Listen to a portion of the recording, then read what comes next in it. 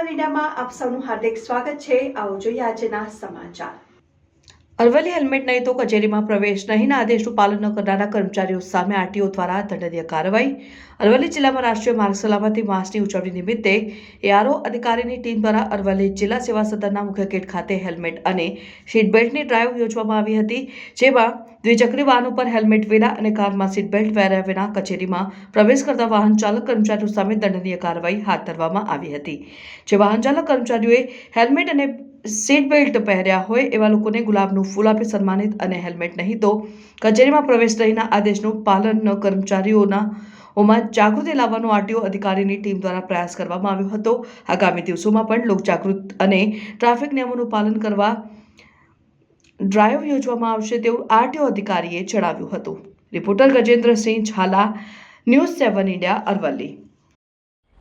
BB Rawat, RTO inspector Modasa.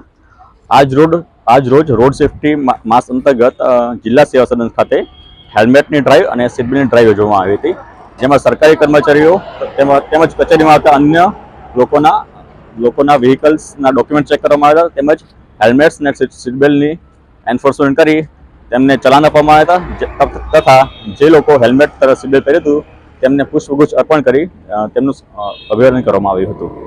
Sir, હાઈકોર્ટે પણ એક સર્ક્યુલર બહાર પાડ્યું છે, એમાં આપવામાં આવ્યું છે કે હેલ્મેટ નહીં તો કચેરીમાં પ્રવેશ નહીં, પરંતુ કર્મચારીઓમાં આ પ્રત્યે જાગૃતિ આવી નથી। આ બાબતે અમે જાગૃતિ લાવવા માટે આજ રોજ 16 તારીખથી સ્ટાર્ટ થયું છે રોડ સેફ્ટી મંથ, તો આજે અમે ડ્રાઈવ યોજી છે, એની માટે જાગૃતિ આવે એના માટે સ્પેશિયલી, અને એ પણ આગલા દિવસો એ પણ સુનિશ્ચિત કરવામાં આવશે કે હેલ્મેટ સિવાય કોઈ અંદર પ્રવેશ ના આપશે। અત્યાર સુધીમાં કેટલા કર્મચારીઓ અત્યાર સુધી ચાલુ જ છે પ્રોસેસ, અમે આંકડો કહેશું આપને।